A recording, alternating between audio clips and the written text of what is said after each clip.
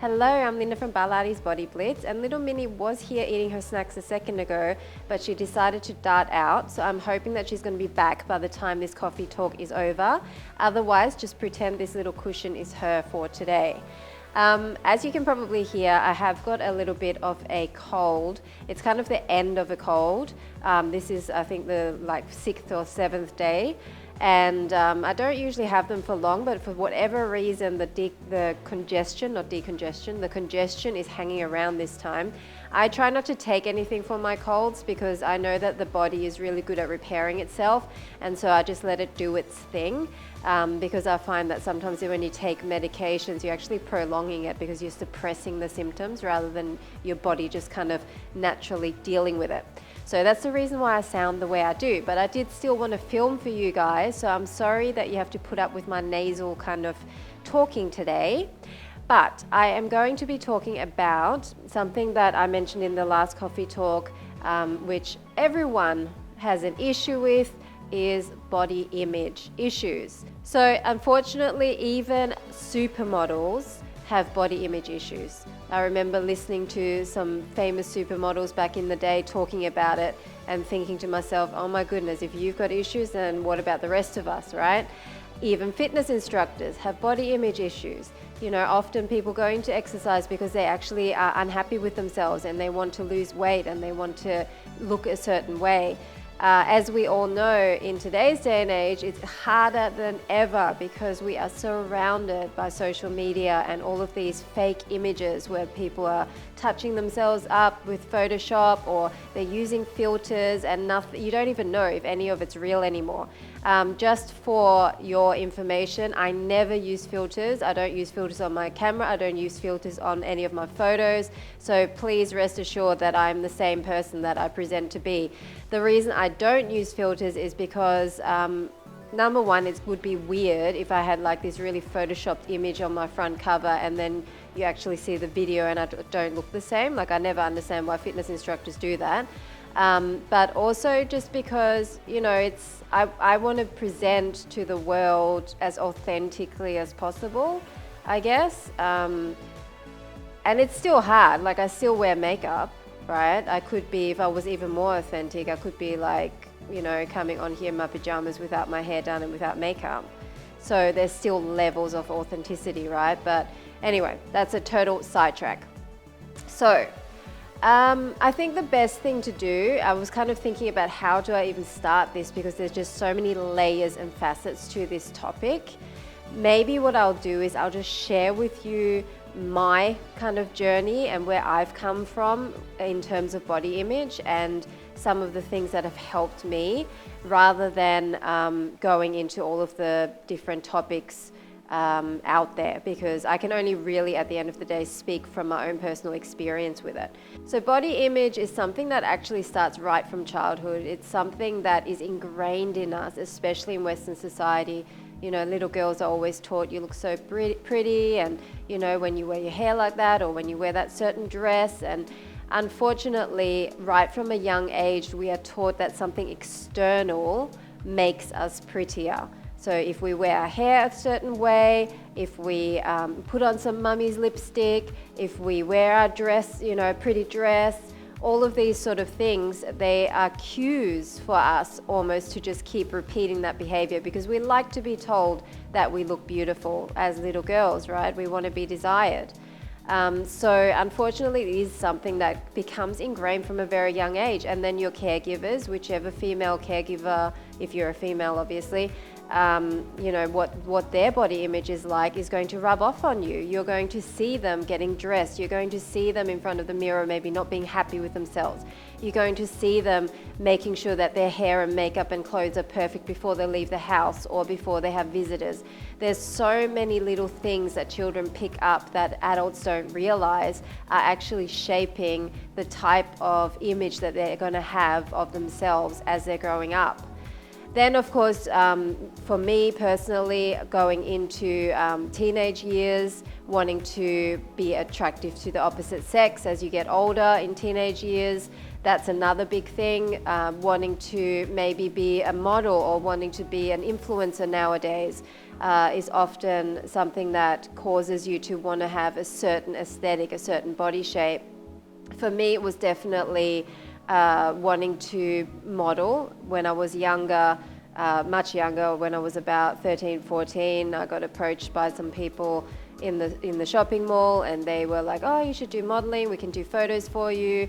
And so, of course, being so impressionable and young, I thought, oh, maybe this is something I could do, not kind of thinking of the fact that I'm 5'4", which perhaps nowadays isn't that big a deal, but back then pretty much only the tall girls got the work.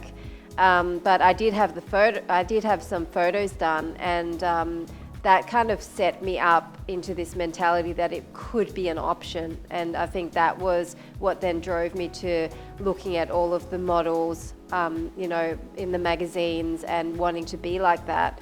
So from a very young age, I already had this unhealthy body image, thinking that I wasn't thin enough. Even though I was very slim, I just didn't think I was thin enough, because I worked out mathematically that if a model is, 5'10", and she weighs X amount, then in order for me to look dimensionally, is it dimensionally or proportionally like that model, I would have to be X amount of kilos. So I developed an eating disorder when I was quite young.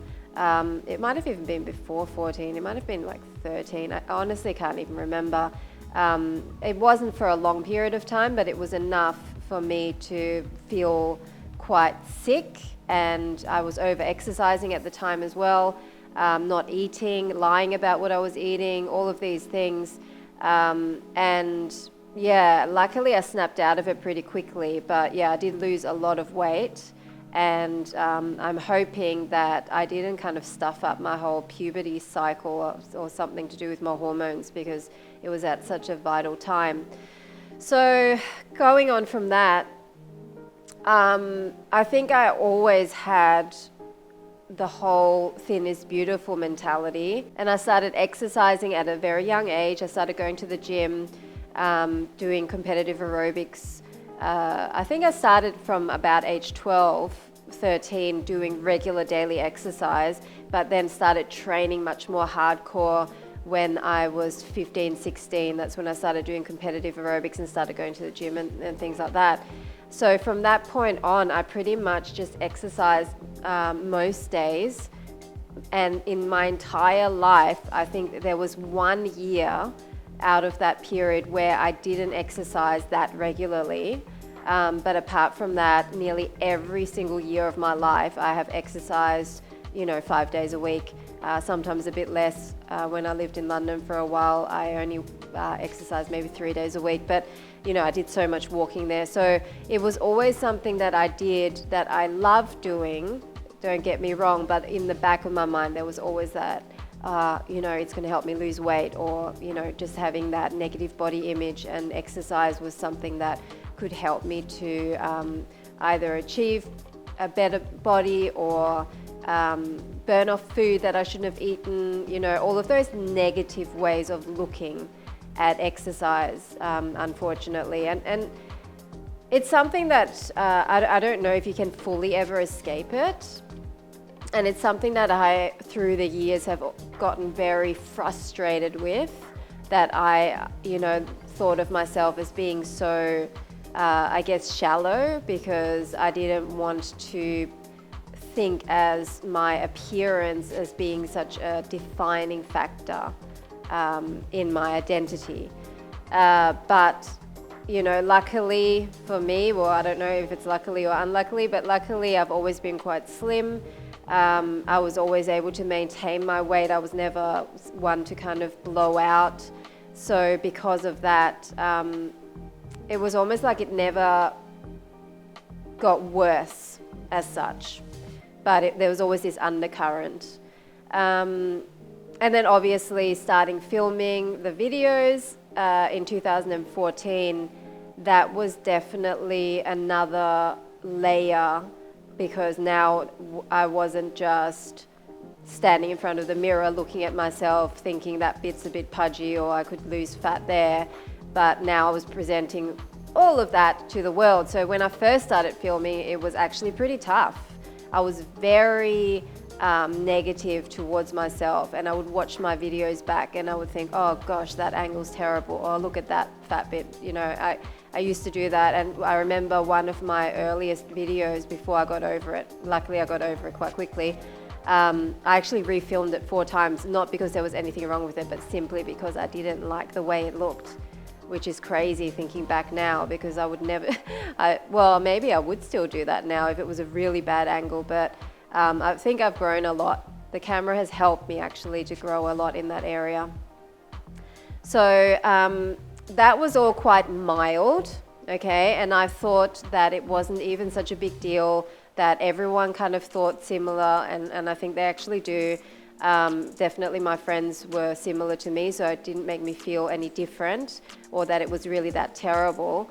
But when I got sick with topical steroid withdrawal, and I'm not going to go into the whole thing now, there's a whole video on that in my coffee talk. Just search TSW in my channel and then you'll see the information about that. There's a couple of videos actually about that. So basically, in a nutshell, I went from looking similar to this, like I still have not fully recovered, and I still am not back to exactly how I was before. Maybe I will never look exactly how I did before, because, you know, 3 years have passed as well, so things have changed in that aspect. But I know that my body is still healing, and that there are still areas, especially with my skin, as well as other symptoms, that are not healthy yet. Let's just say not healthy. It doesn't matter whether I look the same as before or not. It's just that I'm not fully healed yet, okay? So having said that, when I went through TSW, topical steroid withdrawal, it basically means I stopped using steroid creams for eczema, which I had my entire life, and my body went into chaotic state because it just didn't know how to cope without the cortisol that I was putting on my skin. So not only my skin, but my hormones in general just got completely messed up, and that's why I have been struggling with it for 3 years, and I'm coming out the other end now, and I'm getting my life back, and obviously filming again as of the 1st of January, all of those things, hitting all the milestones of getting my life back. But I'm never going to be the same, because it was probably, well, it was the most emotionally, mentally, physically grueling experience of my life, and I wouldn't wish it on my worst enemy. But it showed me how much my identity was wrapped up in my appearance, because I went from looking similar to this to completely puffed, swollen, red, flaking, oozing, like not even fully recognizable as me, I don't think, in the period of probably about 3 weeks. And not all the symptoms came at once, but it was bad enough for me just to be absolutely horrified at my appearance, and feeling like I just wanted to hide away and be a hermit, because I didn't want anyone to see me. And along with that, it really upset me that I was so shallow, that it bothered me so much when I walked outside and people saw me and they stared at me because it was that bad. I got so frustrated with myself for being so shallow, which obviously is also not the best attitude. And then putting up with that, obviously I kind of got more and more used to it. I realized that nobody was treating my family or friends, nobody was treating me any differently because of the way I looked. I mean, of course, they pitied me in the sense of what I was going through, but I am not my external appearance. I had to come to terms with that. Obviously, I'm not my external appearance. I'm not my weight. I'm not the color of my skin in the sense that I went bright red. I'm not whether my hair's thick and shiny because I lost half my hair. I'm not whether my clothes fit. I'm not even whether I'm happy, you know, because when you go through a long-term illness, it zaps your energy so much that you literally don't even have the energy to feel happy, you know, to be able to make other people happy. And when part of your identity, and this is kind of going off on a side note, when part of your identity is wrapped up in people pleasing or making other people happy, that's also difficult, you know, to come to terms with. So yeah, so it was a humongous shock to my system in every possible way.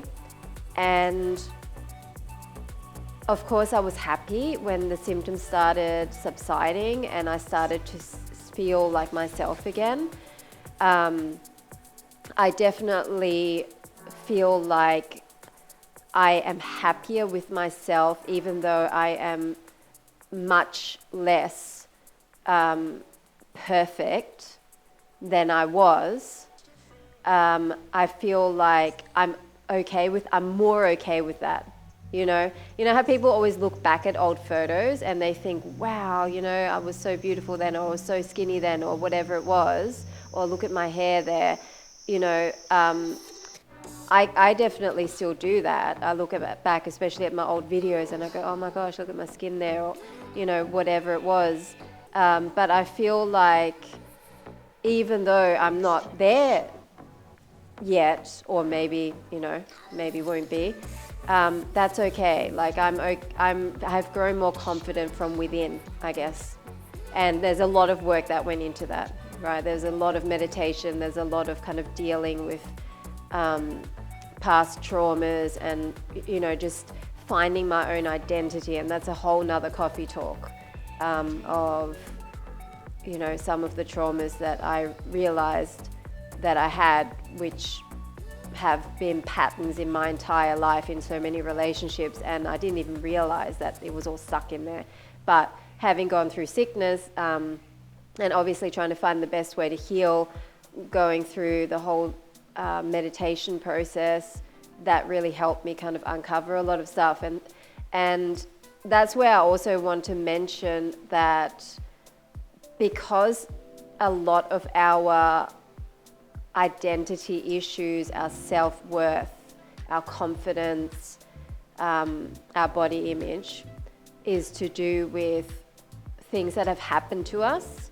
So times where perhaps people bullied us at school, or you know, where we just didn't feel beautiful, or where maybe we had a toxic ex that used to run us down and make us feel ugly because of their own issues. There's so many reasons why we have negative views of ourselves, and it may not just be our physical appearance, but we may just not like ourselves very much. We may just not think that we're very nice people, or that we have much to offer to the world.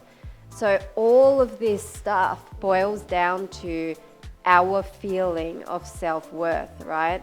And each person has a different way of feeling worthy, and that's what comes from when you're a child, whether you felt worthier or more lovable when you looked cuter or were prettier, or maybe you were more charismatic, maybe you were very extroverted, maybe people approved of you more, or your main caregivers felt, you know, gave you more attention when you were, you know, really bubbly, or singing, or maybe, excuse me, maybe it was when you were sick. Maybe you were the sick kid and you got more attention that way. There's literally so many ways that this can manifest. But basically it's a coping mechanism And it's a wrong way of thinking that we have adopted from childhood and taken through our entire life. And then we get this whole confirmation bias thing where we surround ourselves with people that give us the same confirmation that we had in childhood. And it's all pretty deep, and it's psychology. There's so much stuff to unravel there. And some people spend years and years and years with psychologists unraveling. And I have definitely done a fair share of my unraveling, but there's still more in there. So having said all of that, I wanted to mention something that really helped me recently. And I'm going to link the video below. I watched a video. It was Aubrey Marcus and his wife, and she was getting interviewed, or she was having a chat with a psychologist called Peter Crone, this English guy who's amazing. And it's so interesting watching it because she is so similar to me in so many of the issues that she's had growing up, things like that. So I watched his interview, and the thing that he said that really stood out to me was she hated that part of herself, right? So she was also like me, very fitness orientated, and she hated the part of herself that cared so much about her appearance. And the problem with when you hate part of yourself is that it actually causes you to be more stressed about that whole situation, right? You increase your heart rate, you go into that fight or flight mode. Every time you realize that you're criticizing yourself, you feel terrible about criticizing yourself because you shouldn't be doing it.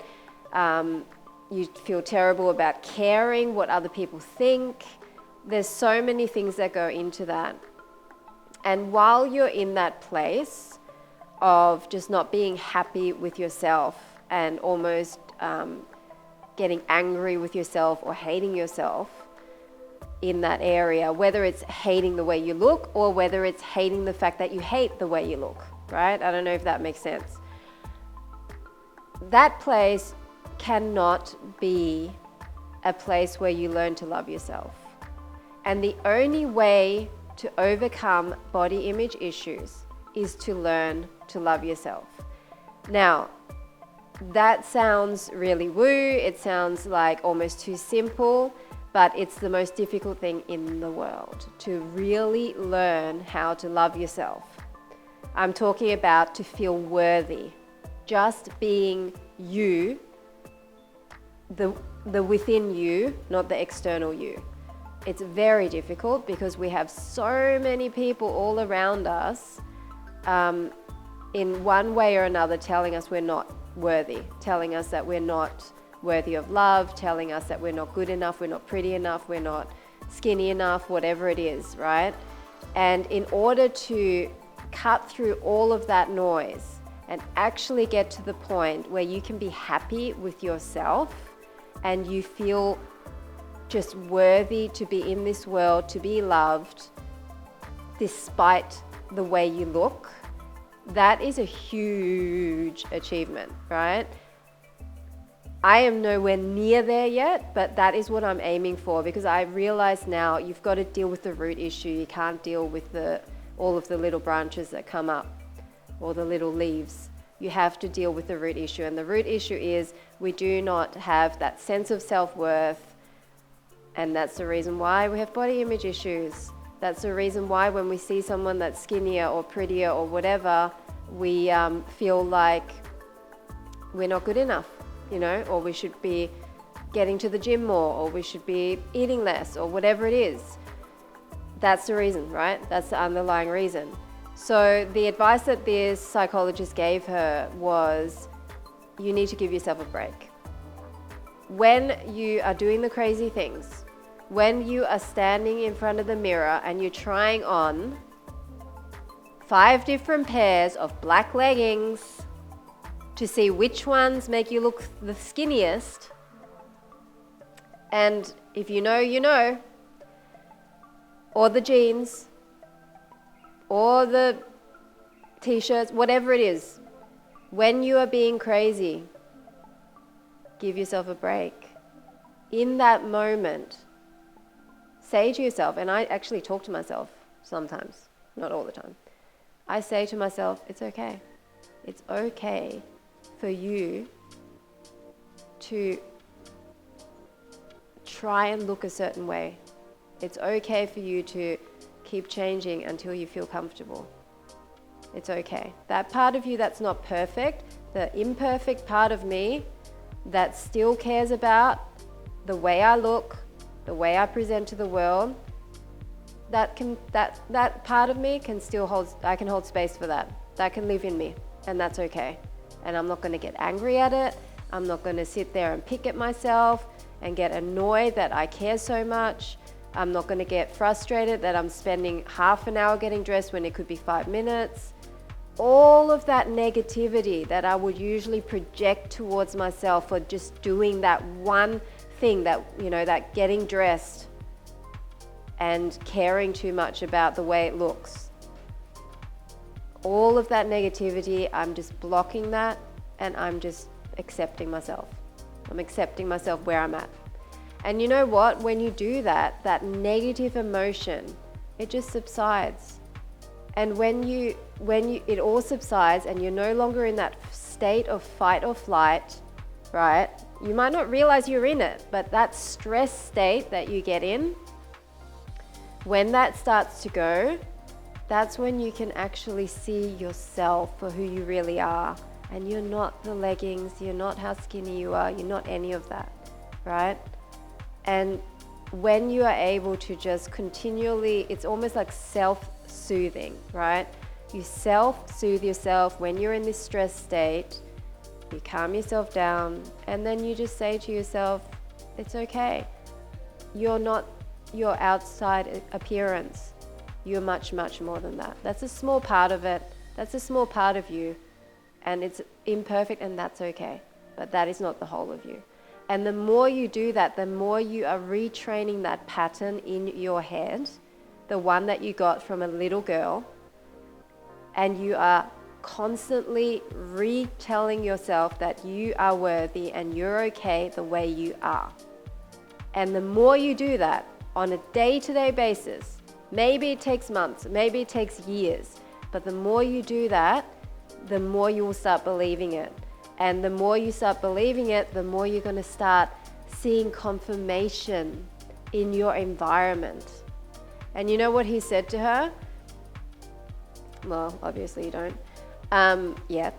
He said to her, at the beginning of this video, you were constantly touching your hair, you were so self-conscious, you were obviously thinking, oh, how do I look like on camera? At the end of the video, she had been crying, her face is red, her eyes. He said, you look so much more beautiful now than you did at the beginning, because you're being real. You're being you. You're being exactly who you were designed to be. And you're not trying to hide it, and you're not trying to be something. And that is the craziest thing that I found from that interview that really just spoke to me. When you are your authentic self and you allow, for a want of a better term, your real inner light to shine, whether it means you've got a brighter smile, whether it means your eyes are twinkling, whatever it is, your energy that you present to the world is so much more attractive than whether you put on the makeup, the expensive clothes, whether you've worked out and you've lost another 2 kilos. Do you think anyone notices when you lose 2 kilos? No one. No one cares. In fact, the men in our lives think it's much nicer when we're a bit curvier. We're the ones that are putting all of these stupid standards on ourselves, honestly. And, and I'm just as guilty, so I'm not pointing any fingers, but I am starting to realize now that it is so much more important to have peace with yourself, to feel good about who you are on the inside. Yeah, still, be healthy, and still do workouts that if you enjoy them, don't go and kill yourself in the gym. Don't go and have a really restrictive diet because you're trying to lose weight. All of those things that will stress you out even more, they are not going to help you, because your body will just rebel because you're not loving yourself with your exercise and your food. You're actually torturing yourself with it. So do workouts that you love. Eat foods that are healthy and healing for your body because you love your body. Eat treats because psychologically you need them. Otherwise you're going to go insane. Be at peace with yourself, even the horrible bits, even the bits you don't like, the angry bits, the bits that you don't like when you look in the mirror, the bits that are snappy at your partner or at your kids.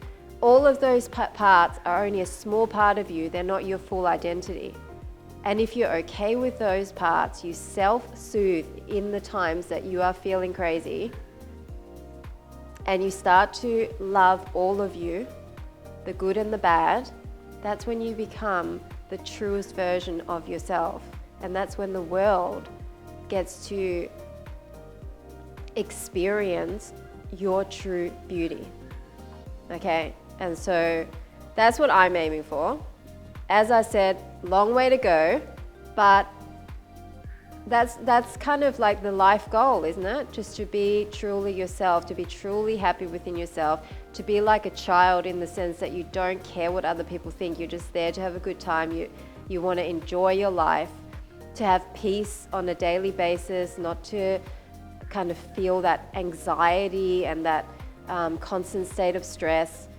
That's what we're living for. That's what we really are going to remember. You know, when we're old and grey, we're going to remember the moments that we were present and that we were happy and that we enjoyed. We're not going to remember looking skinny in legging number 5. We are not going to remember that, right? And the most fun, beautiful times that we have generally are the times when we're not conscious of our appearance whatsoever, when we're in the moment, when we're laughing with friends, when we're cuddling our pets, when we're, just enjoying life, high on life. We're not thinking, what do I look like? Well, I hope not. So that's the advice that I have for you guys. Obviously, there's probably tips and tricks and things you can do in the meantime while you are growing towards that place. I haven't really talked about any of those, but if you want to comment below. I'm going to link to that video. It may not speak to you the way it did to me, but he is an amazing psychologist anyway, so if you don't feel like that particular one speaks to you, then maybe look him up, because he has lots on YouTube. Leave me questions below. I hope I didn't ramble too much. You know me, I ramble sometimes, but I hope there was something in here that is helpful to you, just to be a bit kinder to yourself. I think that's the number one thing. I think especially as women, we can be very hard on ourselves. We're like superheroes, aren't we? We're expected to do so many things, and then we still get down on ourselves. Let's not do that. Let's not beat ourselves up. Let's lift each other up. Let's lift ourselves up. It'll be a better world, definitely, if women are nicer to themselves and to each other. So that's all I've got for you today. Unfortunately, Minnie did not come back. She's such a naughty noodle. She knew that she needed to be in here, but that's okay. She'll be in the next video.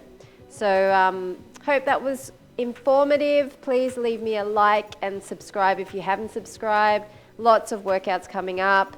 I didn't really film last week because of my cold, but now that I'm getting better, I'm going to be filming up a storm once again. So I'm looking forward to barlating with you guys all very soon. Bye for now.